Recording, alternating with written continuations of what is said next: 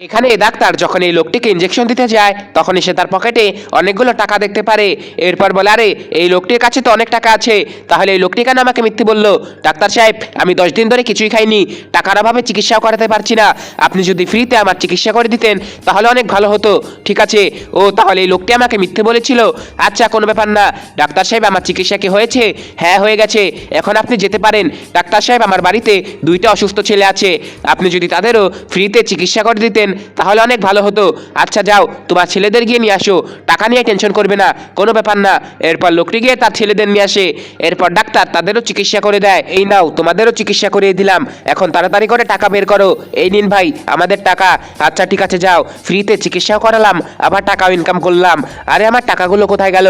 এরপর লোকটি টাকা খোঁজার জন্য ডাক্তারের এখানে আসে। ডাক্তার বলে, কি খুঁজছেন? কিছু না ডাক্তার সাহেব, আরে আমি জানি আপনি আপনার টাকাই খুঁজছেন, এই নিন 5,000 টাকা, আর বাকি 25,000 টাকা আপনাদের চিকিৎসায় খরচ হয়ে গেছে। কিন্তু ডাক্তার সাহেব, আপনি তো বলেছিলেন ফ্রিতে চিকিৎসা করে দিবেন, দিতাম যদি আপনাদের কাছে টাকা না থাকতো, কিন্তু আপনার কাছে তো অনেক টাকা আছে।